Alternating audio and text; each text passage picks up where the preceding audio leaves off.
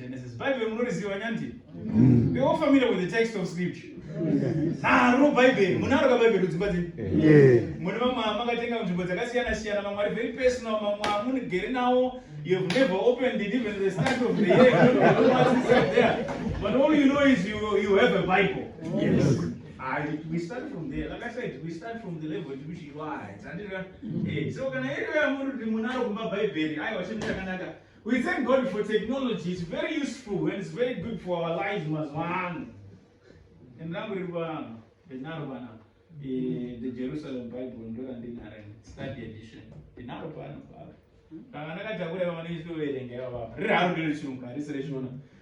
So, but I'm not going to. I'll do. I'm just going to tell you. So, the book of Genesis. The book of Genesis. Vazhinji vedu tinobatira padenga nyaya yacho yekuti zvinosvika kuti tizove zvatiri kuti tive patiri. How do we get to be at this point? We have to understand. Book of Genesis inobva tiyo in the beginning. In the what? In the beginning. Chichakaitika pakutanga kwazvo pakuvambwa kwazvo. Chichakaitika. Hati izinzwei kana uyoyi. Hanzi chichakaitika. Mambotaura mukati mune mabhaibheri.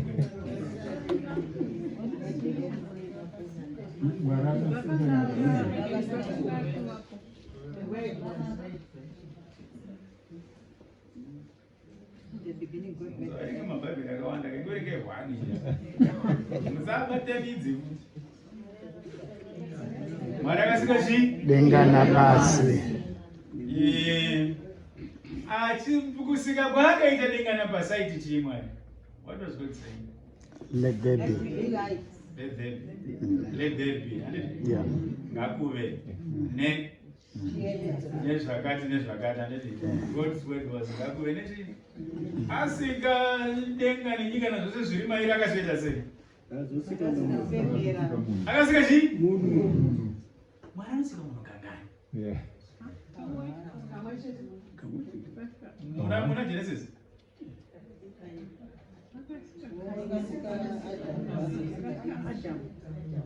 Akasikani? Ndo vazosikani? Ndo vazosikani?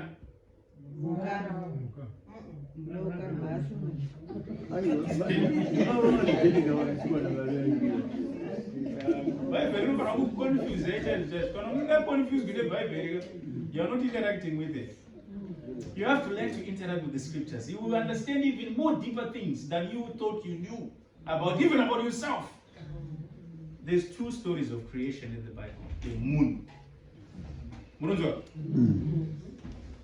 Two stories of creation.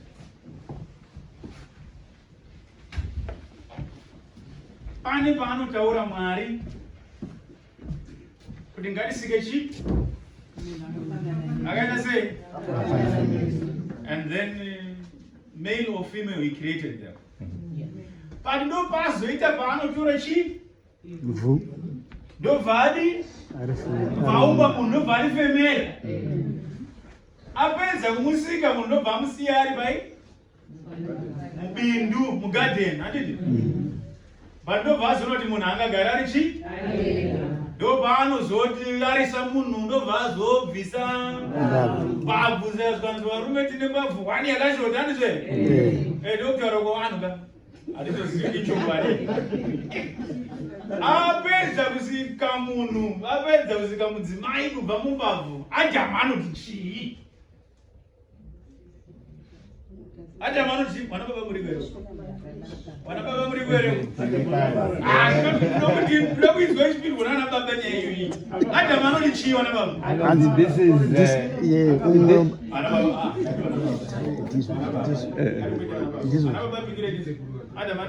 And this is bone of my bones, flesh of my flesh. this one. She shall be called a woman. Yeah. Oh, she's uncle. She shall be called what?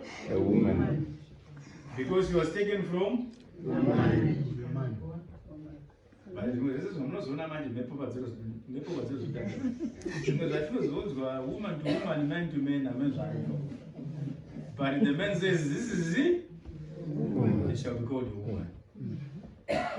Adam would have said she shall be called a he.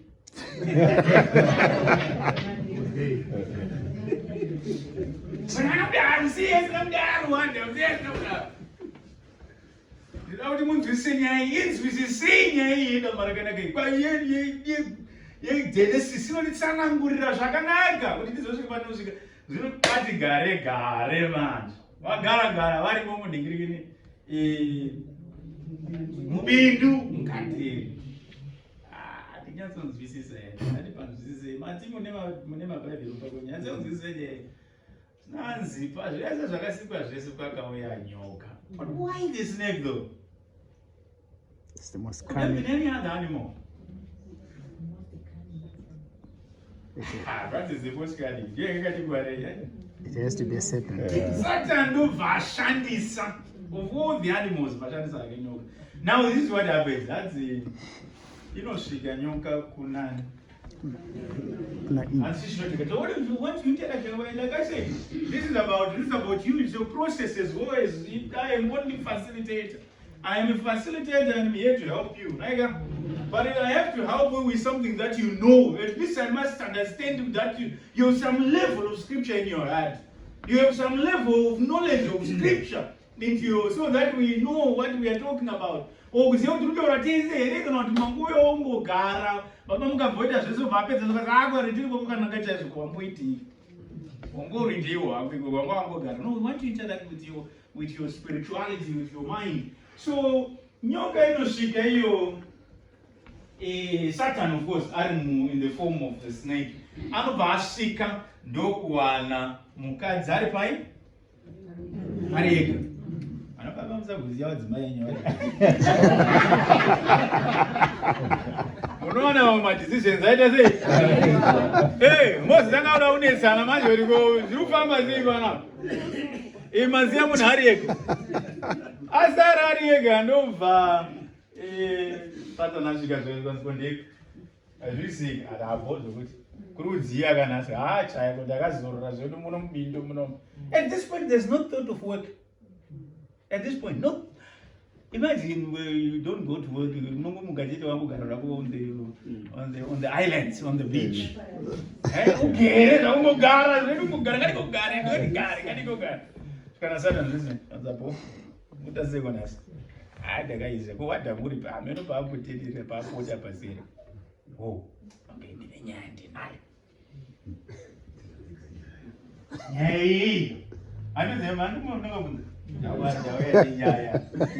Yay, chipietizo.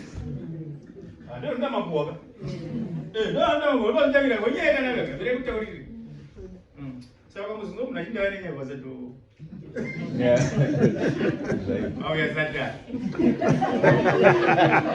Legati kudemienzo. Legati kudemienzo. Ngazi yo icho bani.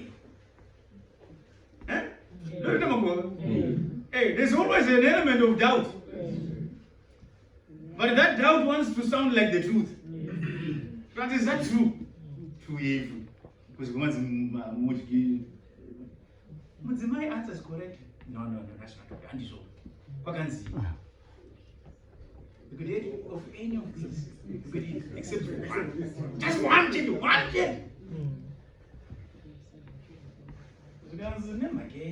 Anyway, we are not an I just agree for the fear of death. And what do you think that's not getting? Because in a certain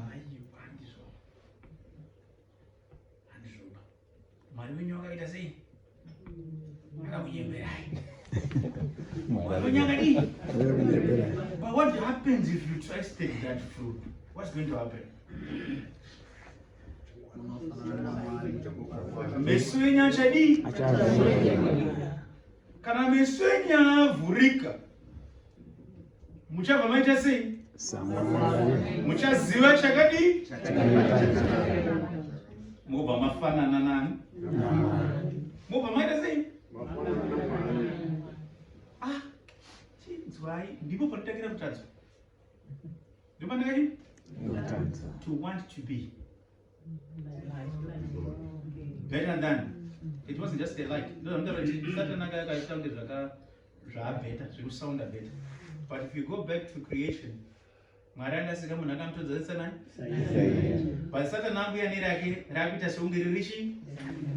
better. The sound of that for the person.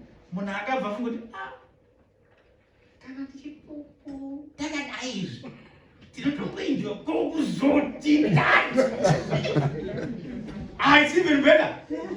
It's going to be even what? Even better. So why not try it? I will eat it. No, my goodness. This is it.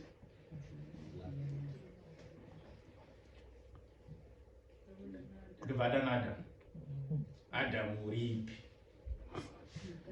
Kuno kwaita dori kuno. Kwaita dori kuno. Adam ndobva uya.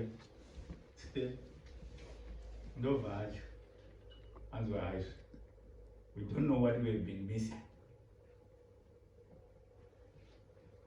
But at this point their eyes what? Open. But what did they see? Zvekuchaziva chakanaka nechakaipa zvazozikanwa. Changuva mumaziso ndicho chii?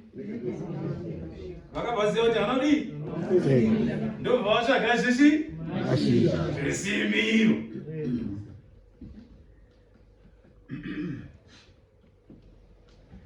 And when that happened, asi Mwari munazonyatsombo kuvhura so meso nemoyo nepfungwa mozonyatsokunzwisisa how God works.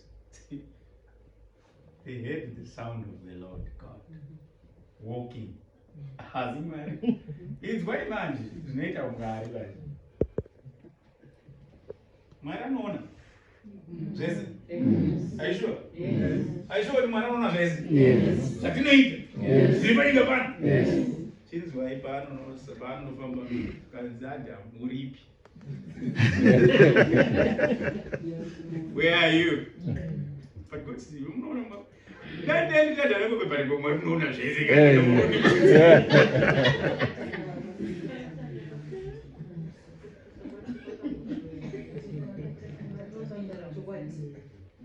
Anzuri.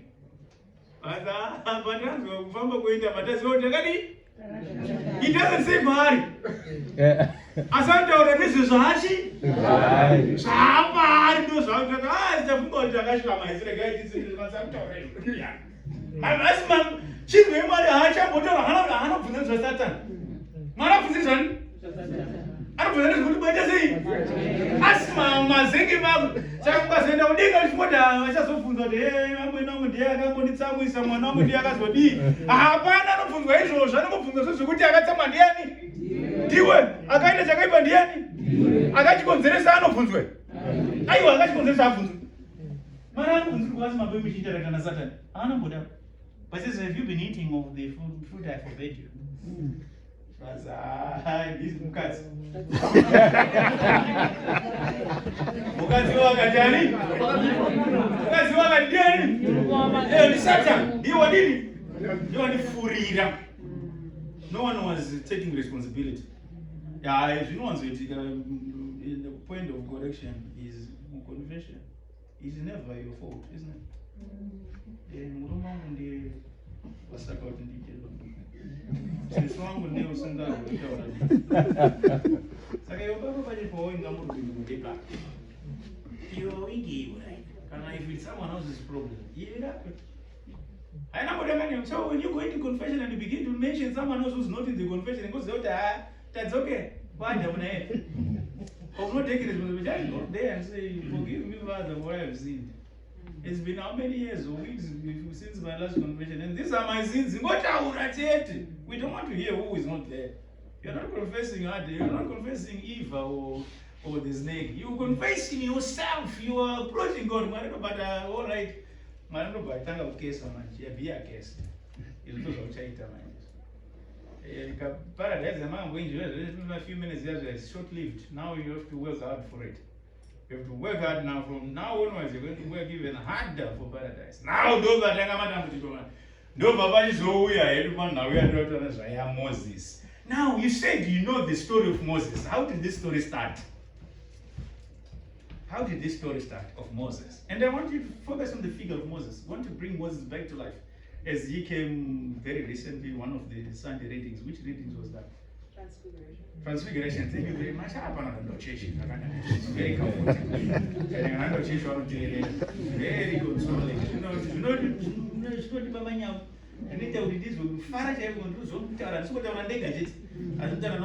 right, Moses. So he's a very important figure in the story of salvation. Not just in the story of the Israelites, but in the story of salvation. So I want you to focus on the person of Moses. The person of Moses. Now, Matini Munozia Runkano from Moses.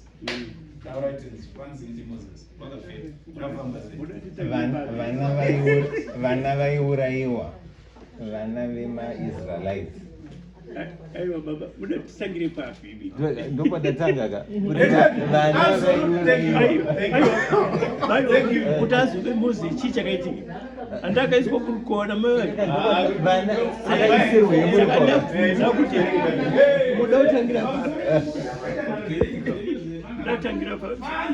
Mazorewa munakatanga kurewa kuwana ende ona urewa wana hapi. Ngapi vacho? Vani? Vana vani? Vaisraeli. Vana veIsraeli, handiti? Vanakomana. Akapa mutemo utorewe ndiani? Farao ananzani. Aizani Farao wacho. I can't remember the time. And then Aizani? Pharaoh zvafana kuti king. Kuti Pharaoh zvafana kuti king. But the king and Herod. I don't know. It's not real.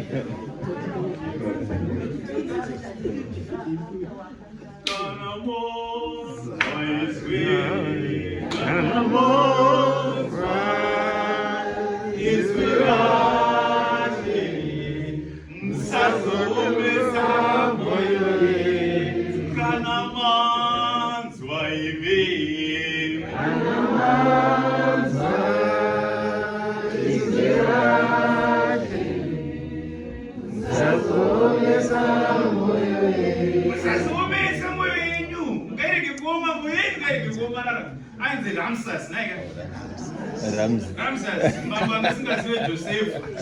Ndiye akauya akati hayi zvizeningiri zvetuvanakomana unoziva kuti ngoti mwezi kutarisa kuti hapana chichazomboitika panika pano chinambogara chakaitwa kuvhakana. Mabuya anoika mutemo wemutemo wake obva ati enzi webva ati hayi but urayai vana but vakomana chete vasikana siyani vasikana vasizarei sei vakadzi vakaizana. Exactly. Kuti vatore vanasikana ivo vaite vavo. But then panozochinzwa inyasho painozoya ndokuda kuti mufocus on Moses muone muzvinoitika hakuna Mwari, there are no coincidences.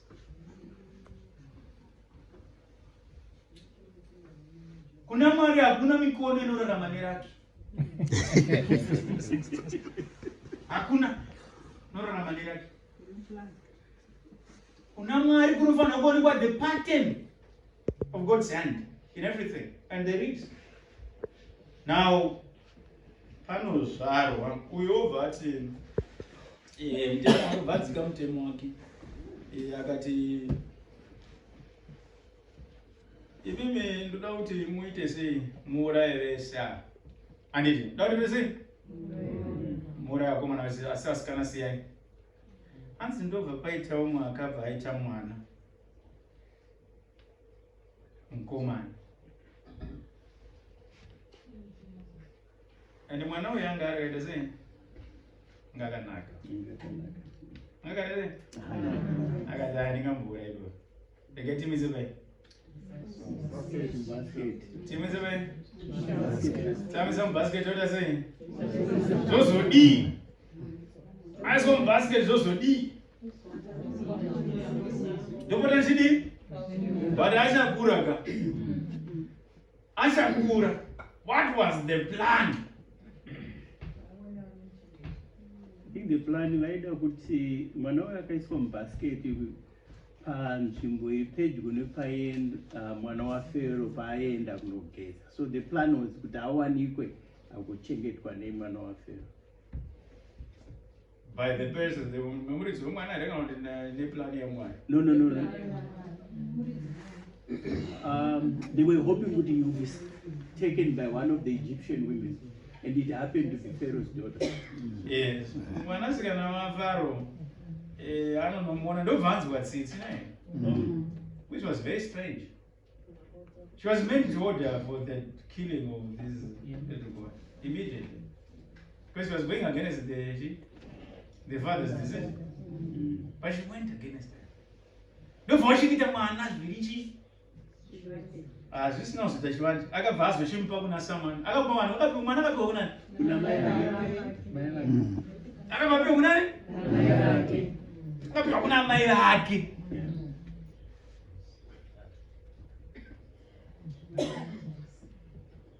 Does your story make any sense? Marani pazviri.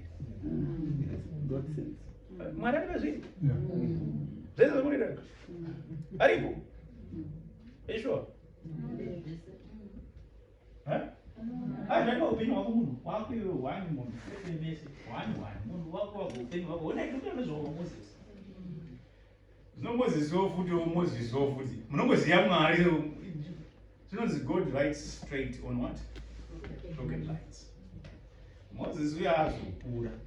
What did he do?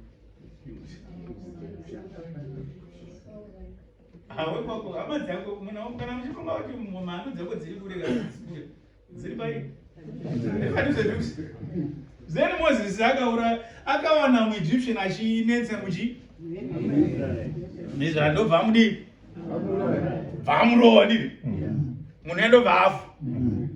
Be careful, don't have secrets. Akatomununura ka amununura kuda mwake wakati ndikonda nunoroka amangu ndaburitsa amangu pai kumatambudziko nditi ndaburitsa mama ndamubatsira angatori panguva yakati yakandibatsire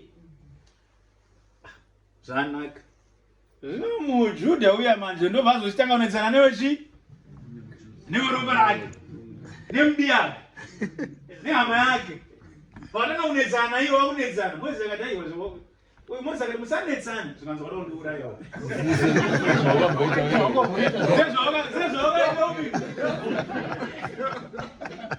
Mozisi ndobva aziva kuti hapana chinombonzi chakafukidzika panyika pano chisingazopinda pai akati tsoka ndidini akananga kupi Midian. Ariko kuMidian akanosvika kosangana nani namuzikana God always makes it that way. 7 of them. Yeah, I found out. father-in-law wakaenzani tezvaro aenzani tezvaro zvezvo saka zvino Moses nawo Moses chinzwai zvandiri kuda kuti muone pana Moses. Moses anoti ari kufudza zvipfuyo zvatezvaro wake. He sees a strange sight. He sees something strange. But that is good, I say. I didn't go to but that is good. That's how strange it was. I didn't go but that is good. That is good. Like anyone, like anybody. Which is a normal human response. Be curious. You want to see. You want to touch. Chishimbuitika ipo baba ndobva aswedera pedyo. Ari kuswedera pedyo Moses. He hears a voice. Anzi Genesis.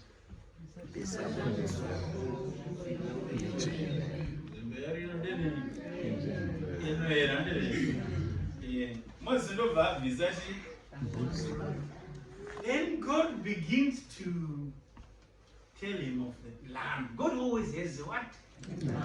Mwari vagara vandongori neplan.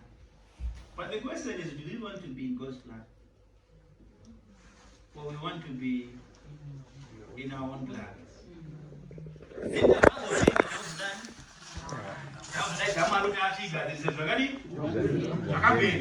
That's always the case, isn't it? God is never first in the plan. But as they say, if you want to make God laugh, tell him your plans. Yes, if you want to make God laugh, tell him you what? Every mangwana jai jai. Ndrukwenda kuzuma maramba fumu.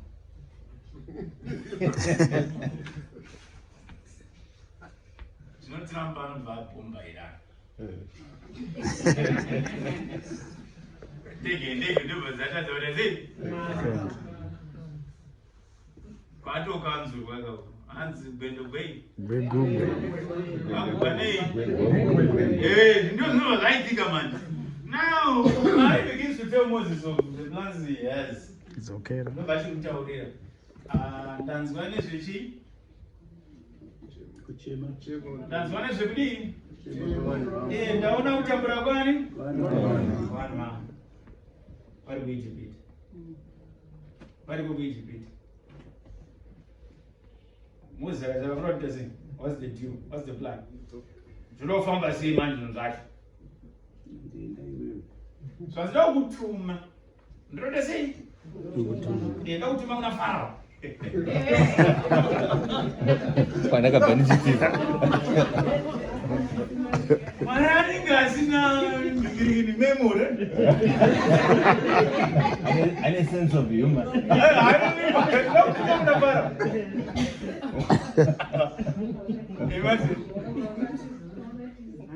Pana wakamboisa poto re opposition patika pana. Aiwa ndingakamboisa poto. Hapana zvinoyanzika. Ndakamboisa poto zvino. Bali chinoitika manje ndechoti imagine watiza manje. Watiza iwe. Wakati handa unogara kunyika iri kure. Obvazonzayo murudzokera pa murufura nepaHarare International Airport. Ndio murufura nawiba. Ndakutuma ikoko. Sasa mudara zvinhu zvazvo uzombobva kuna naro. Pamutoko ipapo, munoziva pamutoko nguva ye2000 mashurum. Kwamutoko newspaper ranzi Daily News reuresa vanhu here. I'm telling you, I said, I didn't know what's going. We are not told. So the more things change, the more they remain the same. But if we don't have the same experience, what do we have to do? Come to Comunita, newspaper and Daily News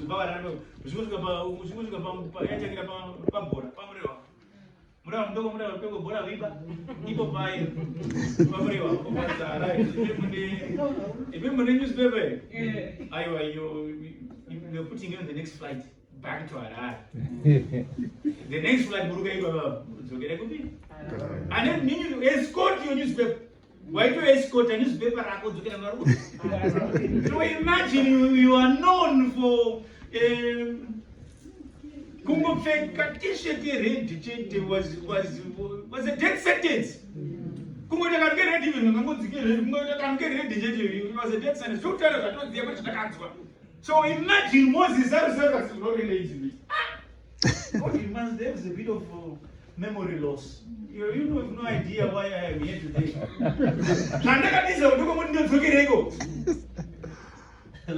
Don't go to Moses. That's what I did. Actually, what I think I should go right in here. My son, let's have this. One face around this, you are you, Muspai, you see, I was your visit when I get Ari people. Second, those waiters say, man. So don't worry. You anyway. Because we look at them. Moses is beginning to look at himself and the limitations and the problems. American seeds. The plan will go on, Moses. Plan of the thing. Don't be. You remember that problems, those things. So far at this point, we're not looking at your problems. I'm looking at the problems I have. I never know Egypt, you wanted to be Sakuranda. Don't put focus in your past. I was orders, we don't have Monos in the same Chichi. So I'm sorry, okay, my escape. Kunama knows good with a deal knows good at shit. Panamari deal knows with a say. Second, Marima deal that you know, I'm going to go. Whether you like it or not, whether you're agreeing or you're not agreeing. Look at Zabas, I did like it, I don't know what say. Don't bash it as all right. Don't want what I don't want the sugar. I'm with the sugar. The manager, by whatever means, the Pindam Timo, which be the Damamo, that is what that man. What is that? Mari, no bash it, you know, Moses. I am who? I got it. In other words, I am who I am, it means I have no name. Don't give me what? No value. The original word is Yahweh. It was bastardized. I've heard even Catholics pray that way. It nickname you. Ukamoshanza was going to be Jehovah. It's a nickname for God. That's not God's name. Yes. I wouldn't like Jehovah. But nobody was under Jehovah. You know, let them see.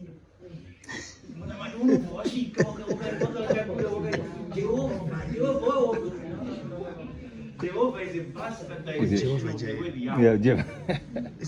Yeah? Isn't there something called The Jehovah word Jireh? Yahweh was never meant to have Jehovah Jireh. A-E-O. Never.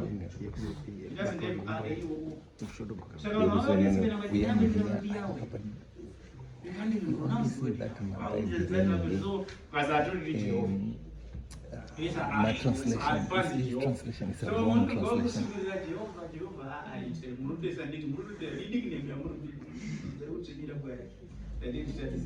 His name is Yahweh.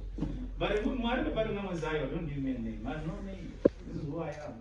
I am who I am. Now, fast forward to I am who I am. Yeah. You don't know,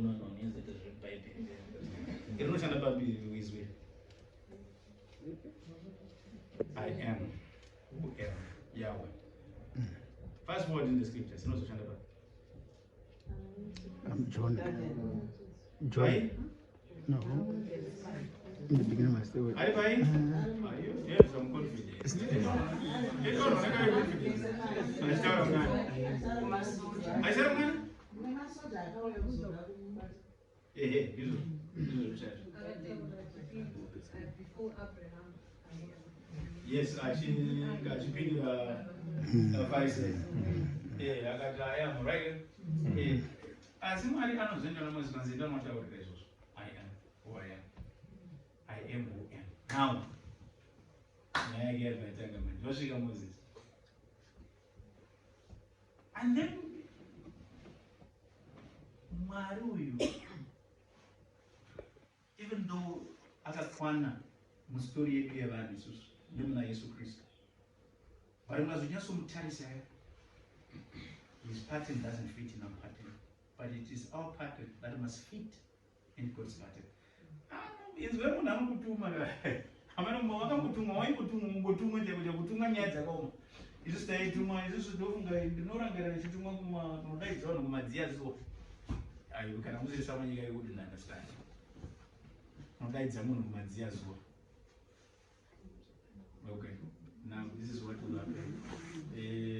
Mai kana abika mamba kubali. So an invitation ainzi munhu wekumamba zvinonzi munazoya nokuti madzia zuwa.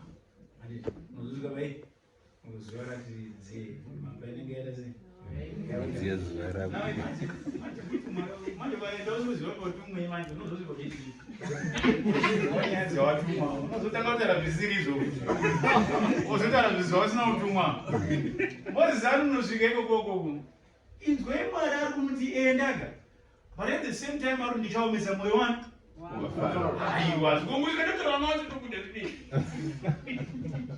tongoita extraction tongosvika toextract the children vesokubuda tosiyana nezvaparo sport but even in the process ndichaomesa mwoyo wani.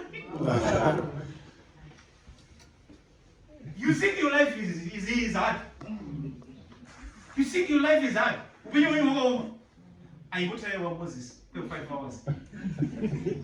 You go tell you what I want. Mari, what I need Moses. That's just for today. Let me be like Moses. You go to someone, you're being sent to do something, and at the same time,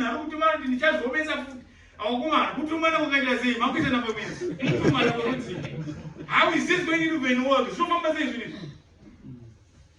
Mama say, how does that even work? How is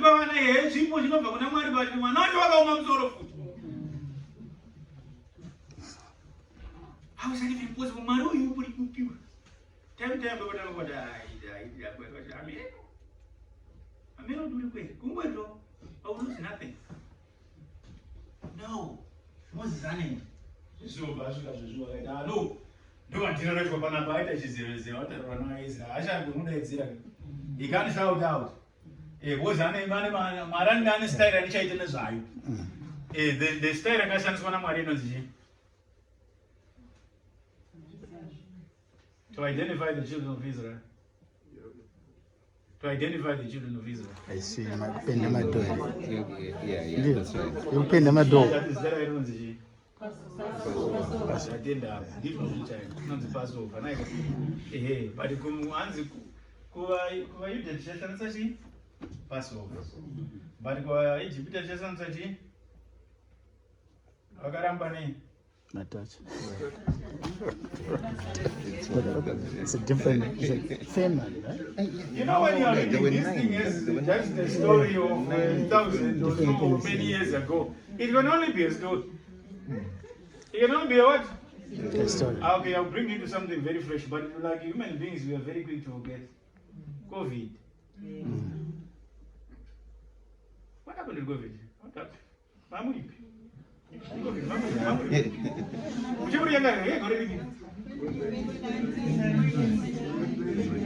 What happened? What was going on in your mind? What was going through you at this point of COVID? What was happening? Tango from China. China. No, look at it that way. Look at it that way. That's what you have to be. You have to bring things to context, into reality. You have to understand these concepts. You know,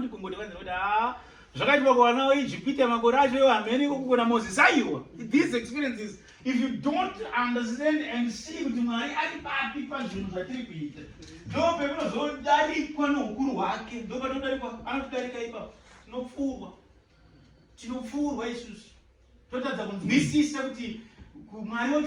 it's not like we don't struggle. Like Moses is not enough. Right dominates our ways. Right dominates our Moses. Right on soup. From one right on nation, no vase or tank of but they manage the eventual the vast way they all put it somewhere to be. Before take a bit of it. But I go farm. Fire on you, the egg in my piece and look at it. That's it. I do do it. Marada, my Mara. On went to a mar, but he shan't need a mar. You see, get it, Didn't man bring them go in the book?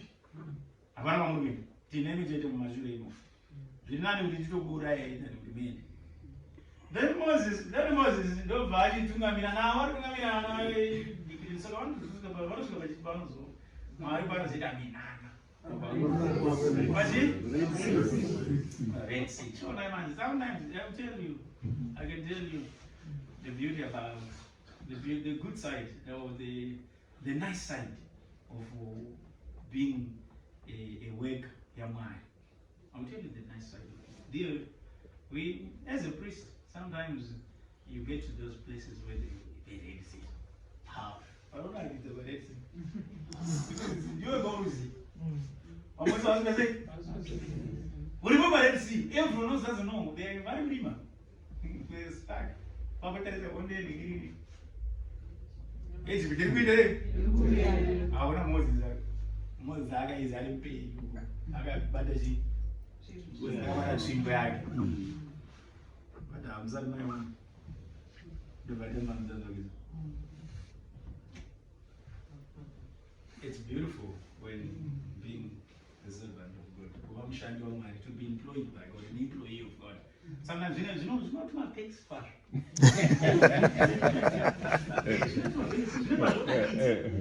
Imagine all I've been on the trip was one. It's a good matter.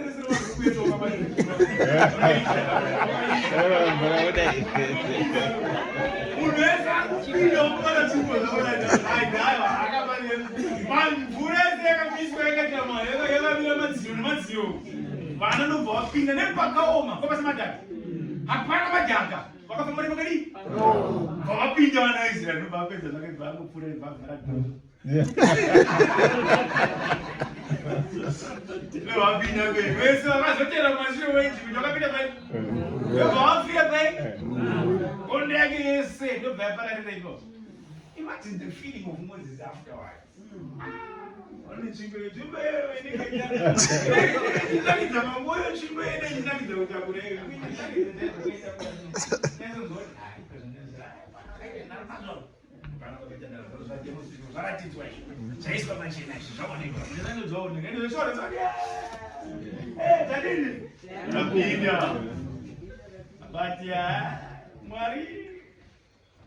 Zakai, I need that this in letter V.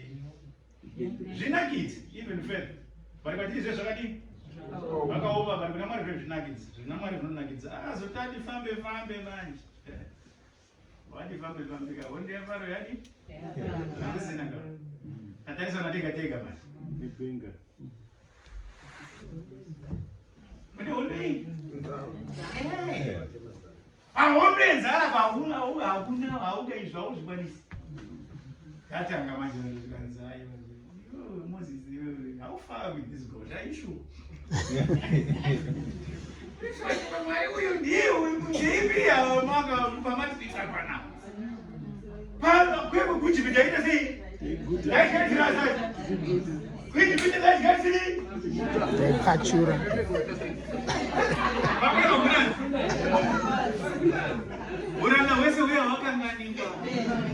Kau fumbashi, kau je, naik dah proses. Jin sore redu kubi, jin sore redu kubi, Moses saya nak buat mana? Ni sangai dah tu dia wis kubi. Sangai dah biasa tu kau fudi kubi. Agak. Baik mari, Moses saya apa? Ibu mandor mana mari. We describe in human terms. We try to use human experience to describe the experience of God, but it's never accurate. It's something you just experience. It's something you live in. That is what happens.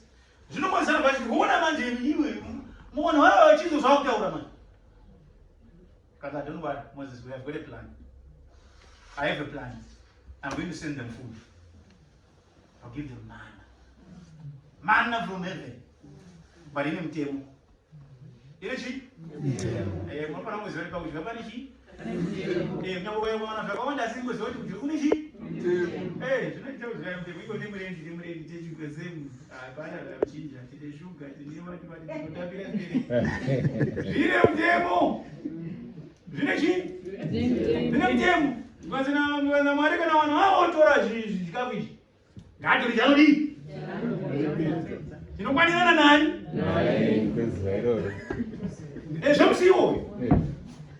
So we always have to understand is what we eat for the that's what Nazi did. That's what I want to see. Because I'm like, I'm not going to get to people.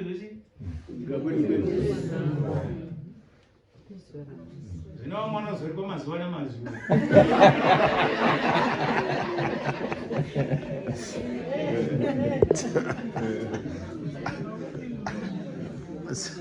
Somebody what I was doing one day, one go about you say no need to get now.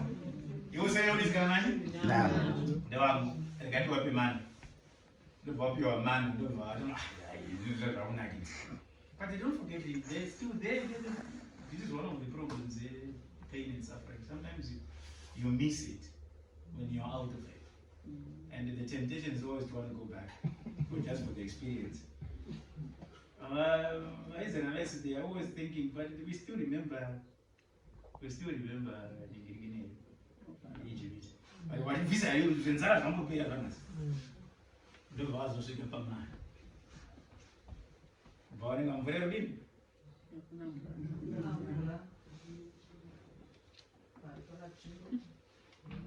As it does, but what is Anna sweeter than with the woman?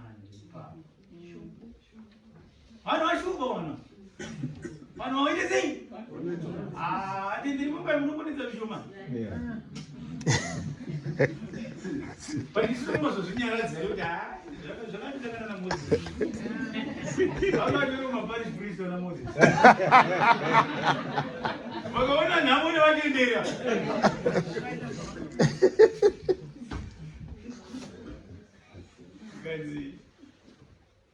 You don't know what Moses?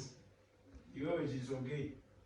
Can I remember the Asura by your number? Now, their greatest temptation now, which then is it goes back to the book of Genesis. Vanity Moses, imagine Moses.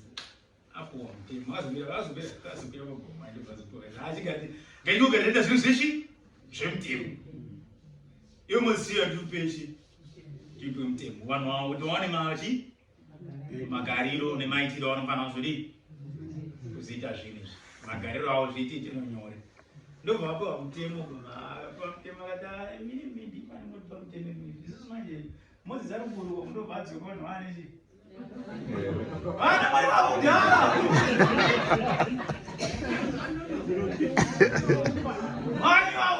That's what they've always wanted. We've seen these guys do it. I think we like that one. So when it's but I think it gets a room around because you're not the first one. But it was done by these Israelites. Magaudi Mushoji Shindarama Shindarama Chegorit. But I get the chief Gorit. Gorit to Nuroji. Period. Ufumi, Tijimu. Period. Because he's always a refined way. See? Umambo. Plus pure. Yeah. Gold, right? Incorruptibility.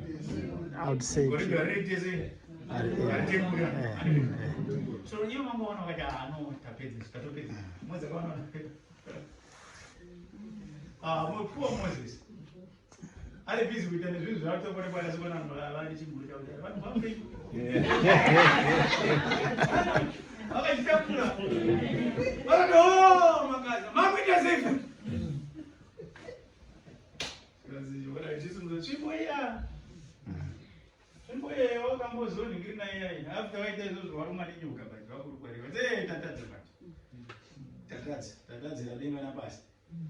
Moses. As the man ordered, it's okay. You just Muzashi. Now, Teresa, which I say, Japonesca, and Jesus uses this as well in the reference. Imagine Jesus uses this as reference in the Gospels. As Moses lifted up the serpent in the desert. So the Son of Man shall be lifted up. And when I'm lifted up, I will draw all to myself. I'll draw you all to myself. Now, Moses Anita, but as why Moses gets impatient at some point. Poor Moses. Tundaona matira vapriste kana mapikiri vanozosiyiwa panzira zviri zvakaoma aika zviri zvakaoma chaiko chaiko kuomesesa chaiko chaiko hakuna picha. Imagine this experience. But apa Moses ake anozotadza ke kupinda mupromised land nekuda kwake. But zvakangaitwa hai no it's okay inini zvinhu zvese zvindinda kuitire panapa ndezvangu. Masimba aya ndeanani? Ndakuchikupai inini. Zvokuramba chingoreferensa kuna Mwari pese pese Mwari pese pese. Hayi uda kuita inini ndikari kuite. Zvakunetsa. Ndaneta manje nemi. Ndaneta nemi. I'm tired of you guys. Pese pese pese pese. Can't you see I'm trying. Ndikuzama une mandogona inini mami Yohana mu appreciate amutendi. Swasina Mwari. Now that you have done that, Moses,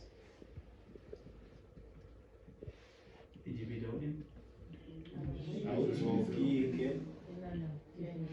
Kena na odine? Ukena na mutadine wa Moses?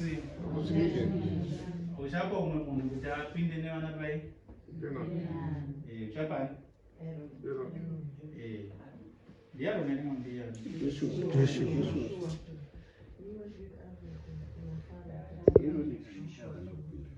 Aaron angari Priest.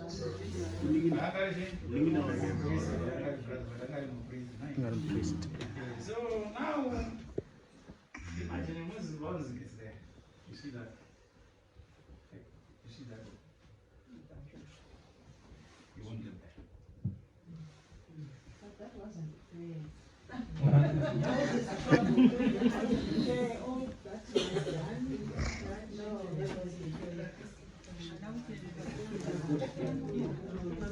Obedience. And square on plan. Hey, you're not fair, but here was here was already.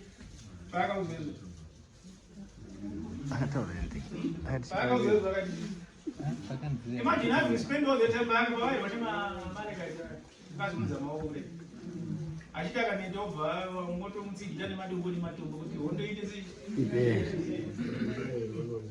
but then he was told, I was this I wish I did. So, take a meal at Jagadaro. You mean you just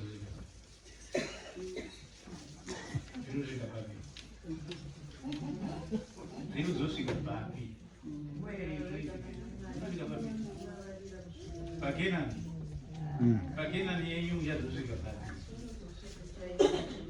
Tosikero kena. Tosikero kena. Kena. Tosikero. Kena. Moses no longer in the picture, he's gone. Moses is gone.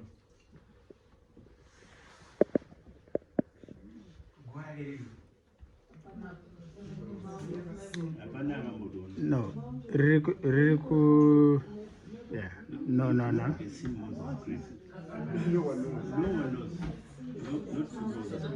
Now, Jordan. Yeah. Jordan on Mount.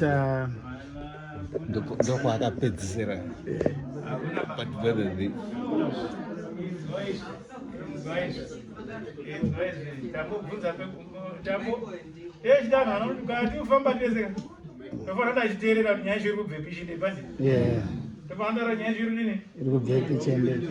I see random. Like I said, God, there are no coincidences. Moses, you will see, appear. Where does he appear? Exactly.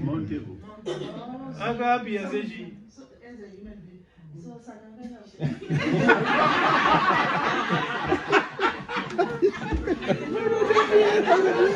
a human being.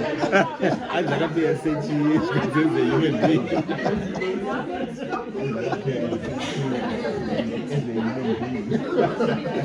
But the guy is full. About trouble.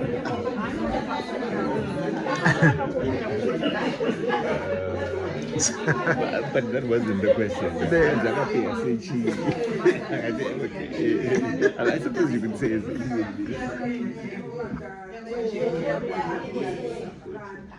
It was the focus. I think we wanted to focus on the law. Agape as a representative of the law. Yeah, right. And then Elijah's prophet. That's right.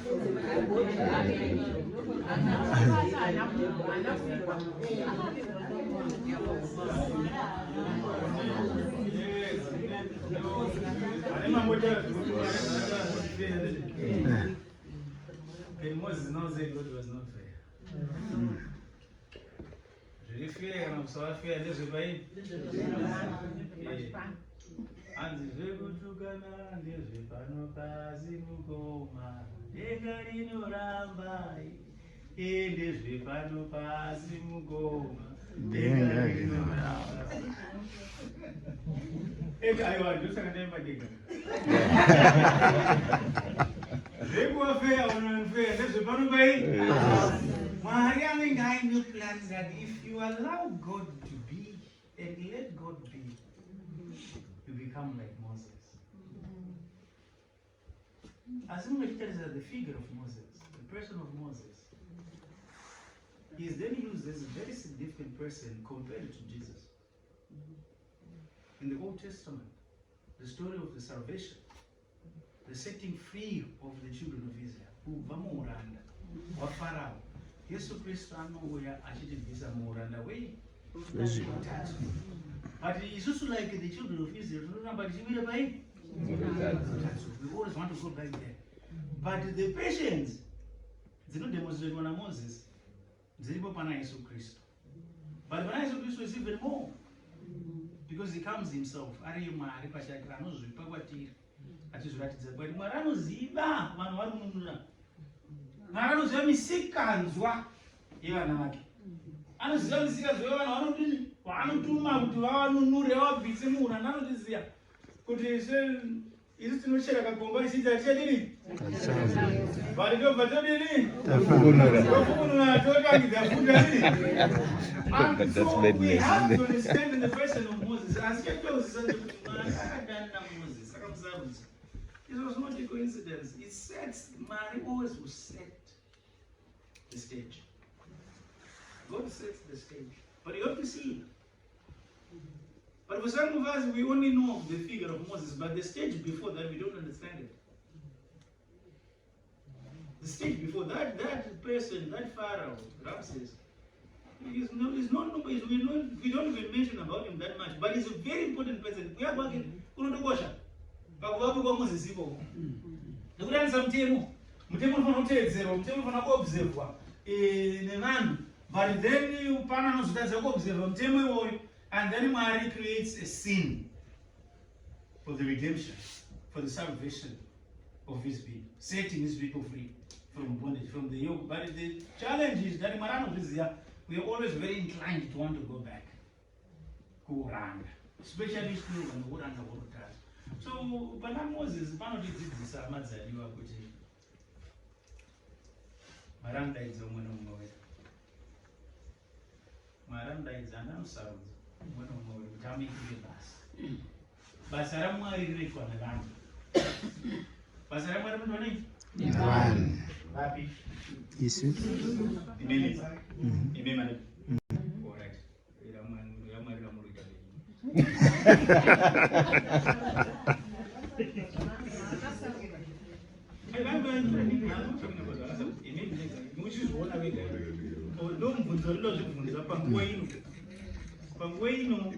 We want to ask ourselves, Ramwari basa raakadaidzira ndei rine nechekuita nekunonoka kwavo nokuponeswa kwevanhu muupenyu hwavo mukuita rime. Which one are you doing? Wapapi? Wapa Mara here? Wapa Red Sea here? Wapuyambuka kupinda muKenani here? Where are you at? ruri chapa ndichari gonada chembera ndichari gonada chembera ndakure ndakaritaya pana Mwari hapana noritaya wewe kuna Mwari atina mazera ka hakuna tese tiri vana mukuru kana mudiki anodaidza shero wani imagine the prophetess Anna anga ana makore mangani anga ana 8 years panaka Mwari pai achita sei aume nopita kubvunza wakuma makore atifambi wani makore atifambi munota muri kwere kuti mberi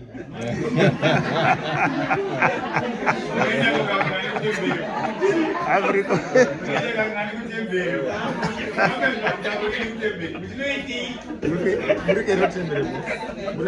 Of course.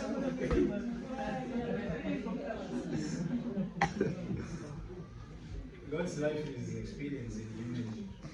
Mara anozvibvumidza kuti tikurame arame matiri paupenyu hwapanyika pano. So he journeys with us. Hadi ufamba chitine zibvuri ratinofamba naro sezvaita isusu mhondoro nashumba isusu mhondoro kuti dzinozoonekwa dzichinge shumba chadzo but handi shumba midzimu Mwari hana kudaro anofamba ari matiri. So when you look at this experience of Moses, it's our experience too. God is calling you to do something. You have something to do. There's something you can do. Haikunondomanidza isusu satizvigoni pangezvana ndiki. Aiwa, Mwari anodaidza Moses zvakawanda. Akadaidza Moses zvichi? But he gave them a responsibility. Iwo uyakwiri papi, uchazoita chipi? How far now? Nebasa Mwari rakakupa. Wakapi naro? Pamwe makatoritaira kudhara makazoregera kare kare. There's so much that God can do in and through us. Zvinoita kuti mbiri yake idii? Zviripo zvakawanda zvidiki zvogona kuva chinhu chidiki but chinhu chidiki ichocho rangarirai Mwari nomuna mambo wedu Yesu Kristu anoti kuvadzidzi vake after aita experience nevanhu vakanzi vanhu vane nzara tivaregera vaende kupi kumba because hatina chikafu zvikanzi give them something to eat yamani imimi vadzidzi vakati hatina chii vakati zvatinazvo isusu hazvikwanirana nani vanhu vawanda. We do that today as well. Hatina kana mbosiyana nevadzidzi vaisu. That's the same with us. He says never enough. Zvinongokwanira isu chete. But tinzwai manje zvinoitika but like I said there's no coincidence with God. The disciples but vane mufana ari panavo. Vane mufana ari panavo. Ane chi? How many loaves? 5. Okay. But what is it to see? And Jesus says, did he say? Dipei, ndo papa multiply zvikanzi right chicollectai spasa nechinoraswa pane zvadii zvatengeterwa zvakomborerwa ndizvi pakanzi pakasara how many baskets full? It's a story for another day. But at this point Mwari in the person of Christ demonstrates kuti hapana chinonzi chidiki. Kuna Mwari hapana chidiki chaitwa nemwoyo wese, chaitwa nerudo, chaitwa mune zvakanaka. Chakadini? Chino multiplywa. It's a multiplication of loaves. So hapana anoti handine chandinogona kuti ndiite pana Mwari. Hakuna anoti handigoni kuita basa, handina chandichagona kuita nokuti handisi father kana handisi sister kana handisi brother kana handisi mupiki. Hapana anogona kutaura izvozvo. Munhu wese akabhabhatidzwa akapiwa a mandate to be a witness, to go and do. Ita zvishoma. Dzimwe nguva tangamba mako. Tangamba mako imo. Weziye kuda kuzoti zvinotakuona ipanze apa kumba kwenyu kuri Iran ine Gaza. Onege kumba kumba. Kuda kumendina mbili kunonga. Tangamba padhuze ipapo muteritori iyo yawapiwa iyo ngamurumbidzwe Mwari, ngamukudzwe Mwari pai mumbaimo. Yes, be the Moses pai mumba mako. First ita Moses iko kuti uzoonekwa kumwe kwese kupiri. So for our reflection, we ask ourselves, what am I doing? And that's not my idea. Immediate.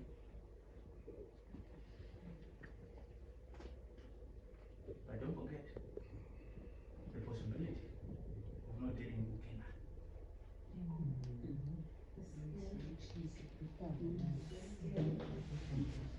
What's the reality? I think that's good.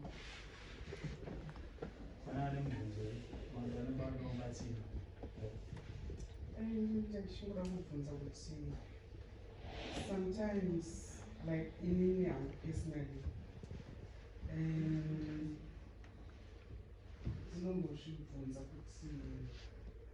what can I do?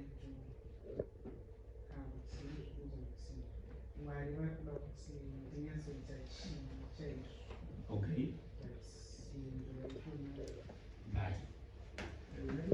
The first one, I don't know what can I do?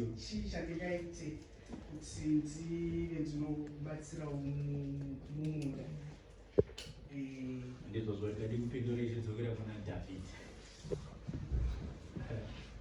David akatanga ita sei? David, what did David say I want to do? Anakuvaka tembe. I want to do what? I want to build temple.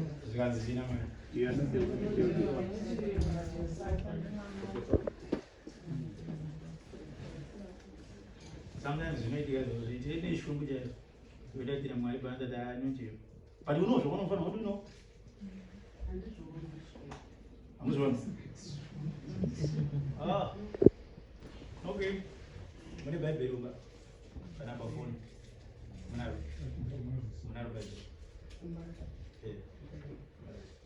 Yeah, little pie. Good. I got it in the pie and good.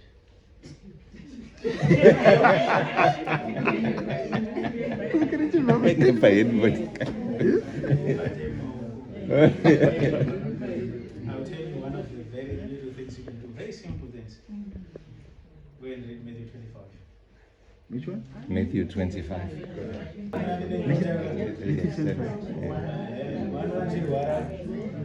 Oh, So much. Go and read it again. Go and read it again many times. And read it again, okay? You will understand. You will hear what God has to say. You say you don't hear the answer. Go and read this one. Can I pass the answer? I have 20 exorcisms.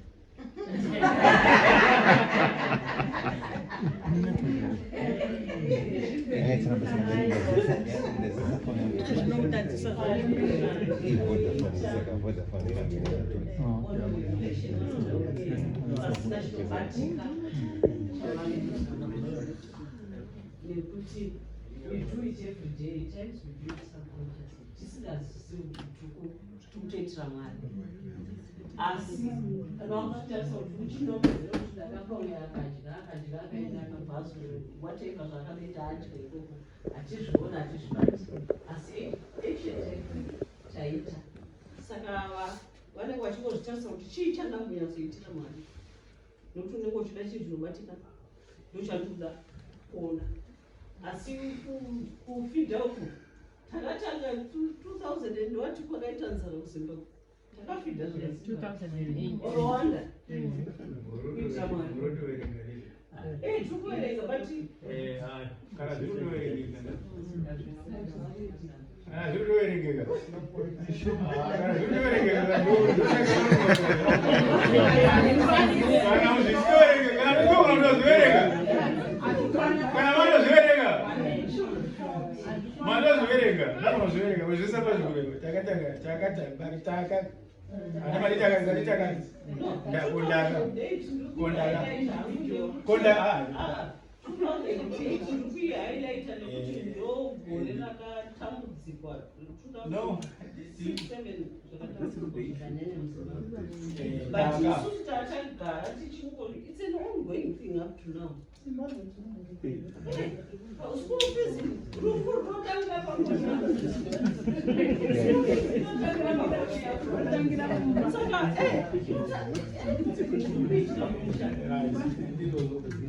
Now, you're very right.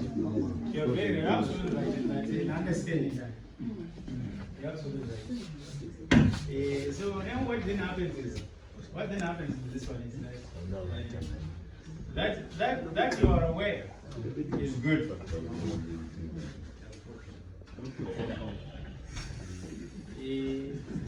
But then what is your response to people when you have done what you've done?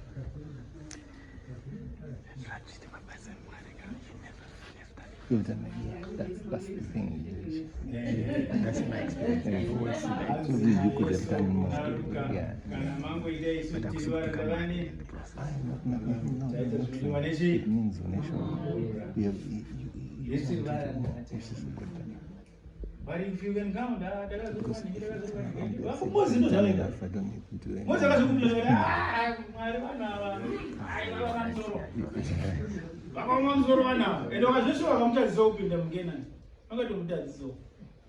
But this is what I'm saying. You have to interact with God. Indeed, in the daily experiences of life, we must be able to see where Maria Rubato Papi Person was a little bit.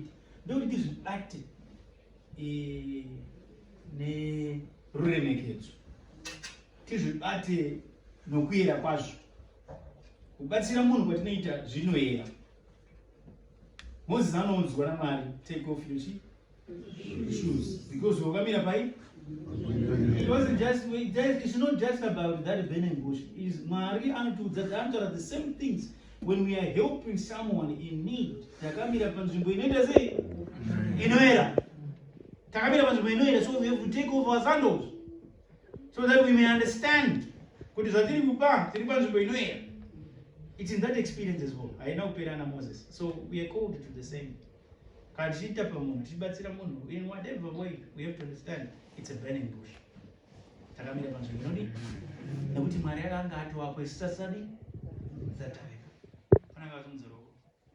Yes.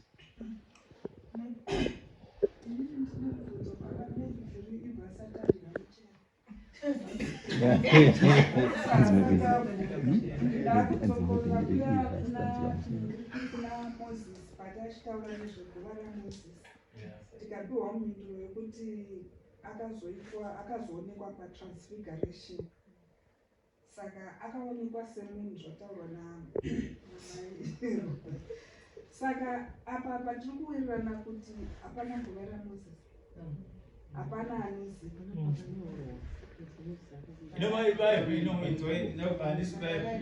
Let's just do this, okay? About going to holy places, holy sites. The whole that whole place. Paundre yakaitwa neMaromans destroyed zvakawanda. Okay, it destroyed quite a lot of things. Some of the things have been discovered through archaeology and all sorts of things, but much of this is not in any record. But what they do is it's okay to process. But what we know ourselves for certain is that what's in the gospel is Moses akaonekwa ari mupenyu. Exactly. But sakurori kana ari mupenyu haangaiti nzvimbo mbiri. Haana nzvimbo zi? So akaendeswa kudenga naMwari ari sezvakaita Elijah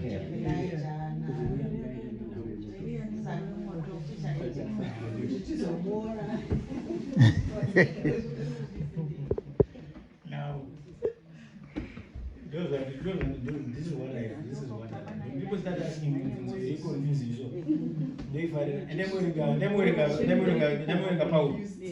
And then we go Paul. Paul, why don't you see Panya Mukagwa? I don't know what to do. But what I know is in the Paul. All I know is Paul Antaur. I know, but this is. But I know it's only Paul Antaur, and this is so good. So, maybe no more can see. Okay?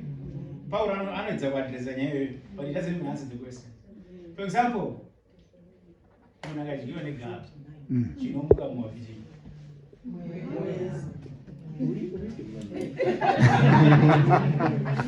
Story at extreme. I jump on a movie.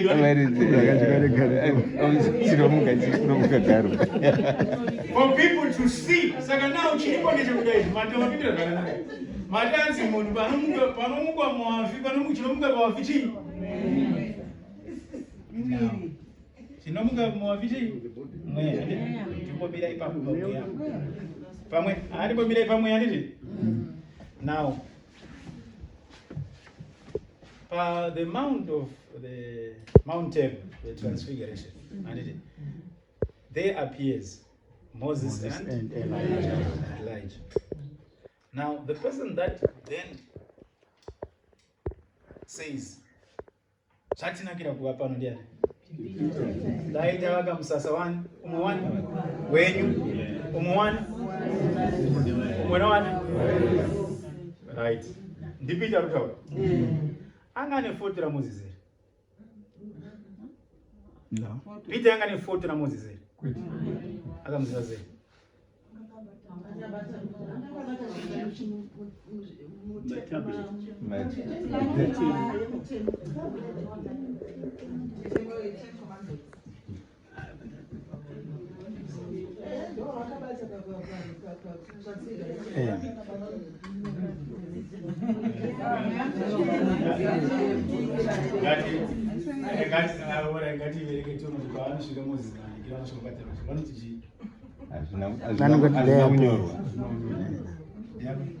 So, but Peter identifies.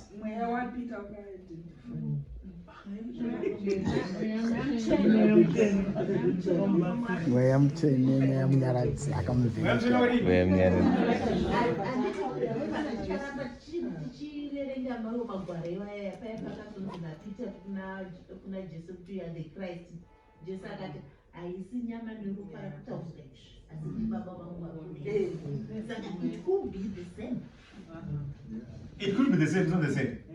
Well,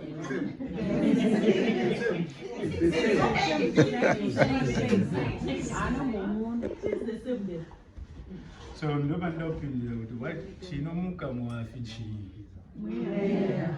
how would anyone say that? It's in your right? Right. I want you to leave you a little bit more confused. It makes sense. Okay? The more confused you are, the more you want to know more and understand what's going on.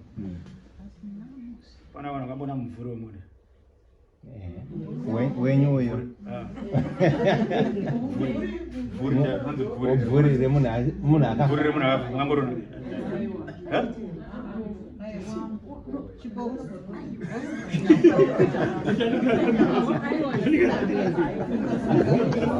I've heard them that as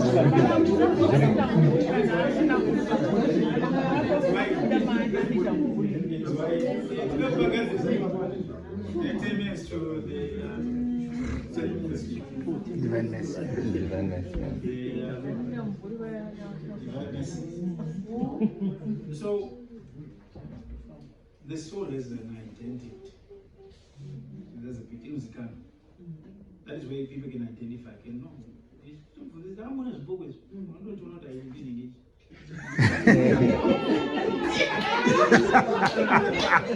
That's a touch about this. I say this one. I say my farm is yeah, no, definitely. Even if you read my books, my boss, my Jesus, you can actually say we can deal with it. The transfiguration is there to demonstrate to us that God is the God of not the dead, but the living. A transfiguration, that revelation, it's a revelation on its own, the transfiguration. mwari wavapenyu kwete vevakadi.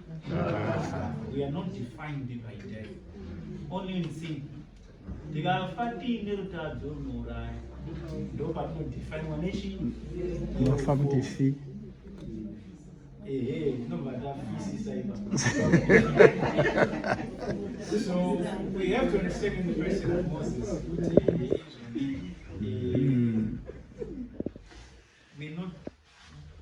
we are what God wants us to be. So that's why his story is not confined to the grave. With the coming of Jesus is explained as what then why Mataura Fendefa Moses for those who do not understand what's going on, what's happening, and then they will represent Moses Nechi,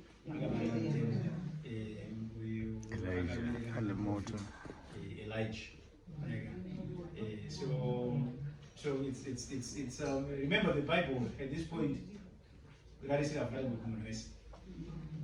Bible was very available to very few monasteries in the church. So as a matter of explaining to the common person, to the common mind, they used imagery. So Moses to represent the law, and Elijah the prophet. And Jesus also said, this is what it means. The law, he says, this is what it means, the law and the prophets, the cross.